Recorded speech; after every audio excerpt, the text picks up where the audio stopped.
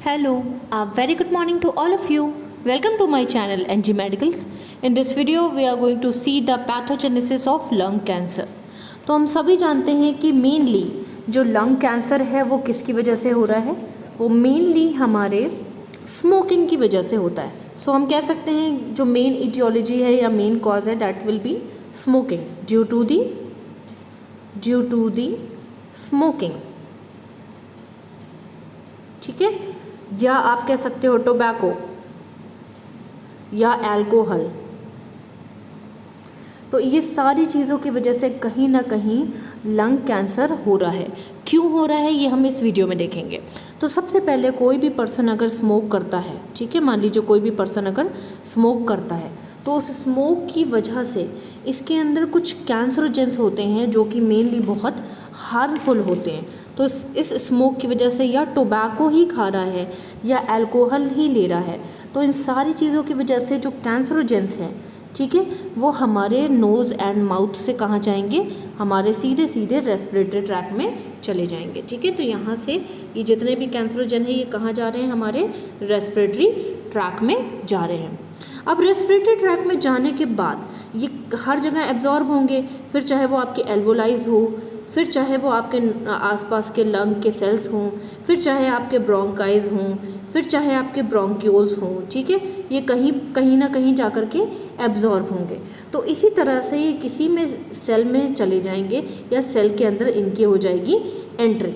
जब सेल के अंदर इनकी एंट्री हो जाएगी तो जो सेल का हमारा न्यूक्लियस होता है, ठीक है, मान लीजिए ये सेल है, सेल के अंदर ये है हमारा न्यूक्लियस के अंदर हमारा जेनेटिक मटेरियल और डीएनए वगैरह होता है। तो ये क्या करेंगे, सीधे जा कर के आपके डीएनए से बाइंड कर देंगे। ठीक है, ये जा कर के क्या करेंगे, आपके डीएनए से बाइंड करेंगे।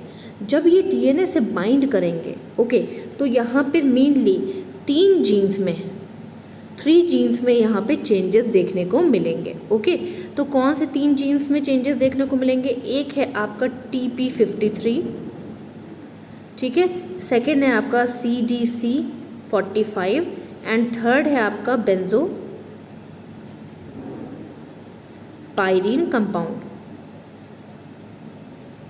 ठीक है, तो इन 3 जीन्स में यहाँ पे चेंजेस देखने को मिलेंगे। अब ये 3 जीन्स क्या करेंगे, क्या चेंजेस इसके अंदर होगा।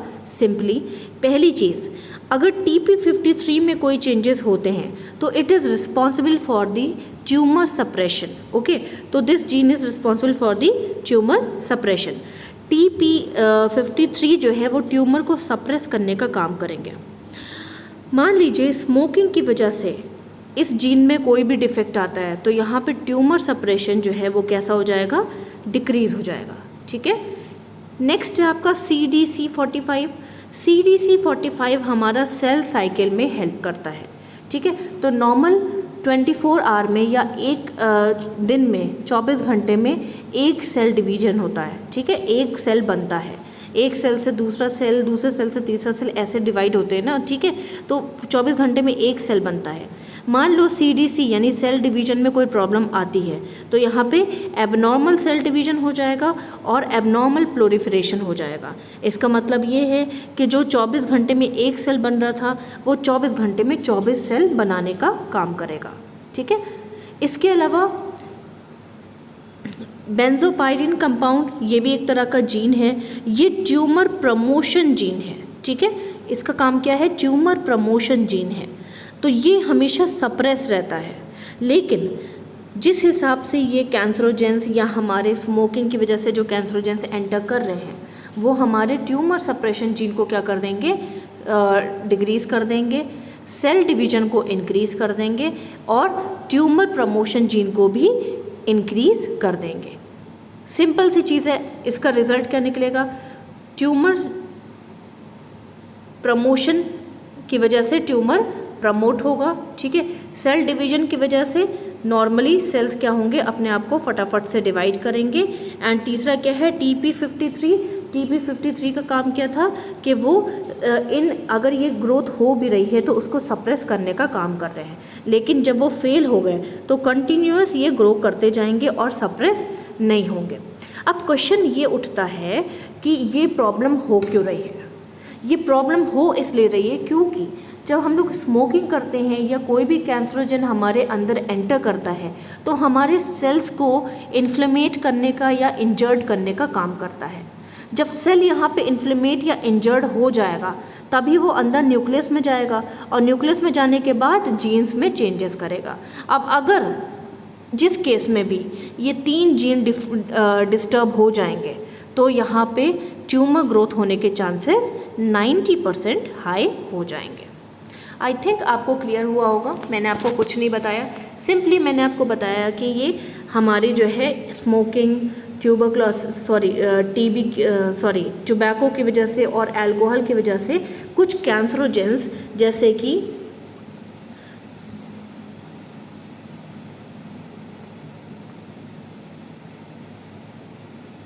नाइट्रोसेमाइंस या पॉलीसाइक्लिक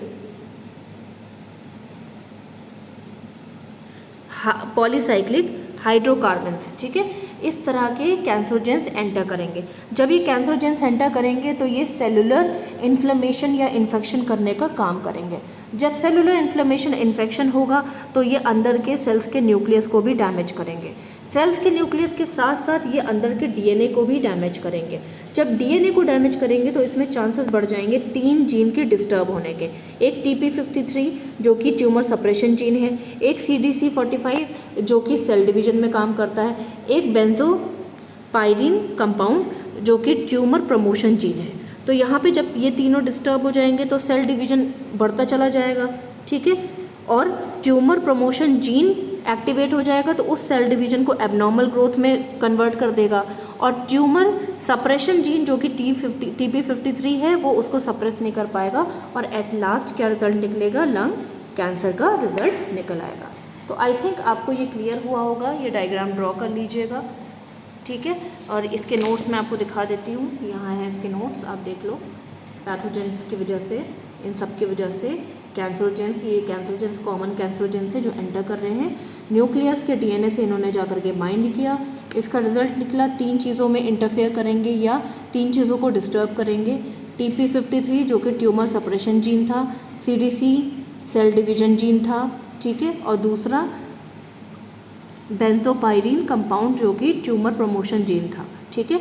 अब इन्फ्लेमेशन होगा तो सेल साइकिल काम करेगी, सेल साइकिल एबनॉर्मल वे में काम करेगी तो एबनॉर्मल ग्रोथ हो जाएगी, ठीक है। इस एबनॉर्मल ग्रोथ को प्रमोट कौन करेगा, आपका ट्यूमर प्रमोशन जीन प्रमोट करेगा और उसको ये सप्रेस नहीं कर पाएगा, जिसका तीनों का रिजल्ट क्या निकलेगा, आपका लंग कैंसर।